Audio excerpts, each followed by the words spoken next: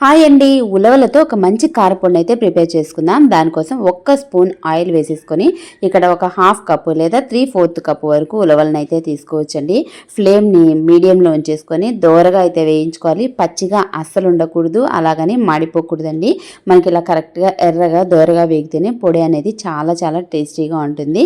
ఇలా ఉలవల్ని వేయించేసుకొని పక్కకైతే ఉంచేసుకోవాలి. ఇప్పుడు ఇదే ప్యాన్లో 1 కప్పు పల్లీలను కూడా వేసేసుకొని వీటిని కూడా దోరగా వేయించేసుకొని పక్కకైతే తీసేసుకోవాలి. ఇందులోనే మన టేస్ట్కి తగ్గట్టు అంటే మన తినే కారానికి తగ్గట్టుగా ఎండుమిరపకాయలను కూడా వేసుకొని వేయించేసుకోవాలి. వీటిని అన్నిటినీ కాస్త అయితే చల్లారనివ్వాలి. కొంచెం గోరువెచ్చగా ఉంటాయి కదా, అప్పుడు మిక్సీలో వేసేసుకొని కొన్ని వెల్లుల్లి రెబ్బలు, రుచికి సరిపడా సాల్ట్ని వేసేసుకొని మెత్తగా పౌడర్ని అయితే చేసేసుకోవచ్చు. ఈ పొడిని రైస్లో తిన్నా, చపాతీలో తిన్నా, ఏదైనా మనం ఫ్రైలు చేసుకుంటాం కదా వెజిటేబుల్, ఆకుకూరలు, వాటిపైన లాస్ట్లో చల్లుకున్న చాలా చాలా హెల్దీ అండ్ టేస్టీగా ఉంటుంది. Don't forget to subscribe.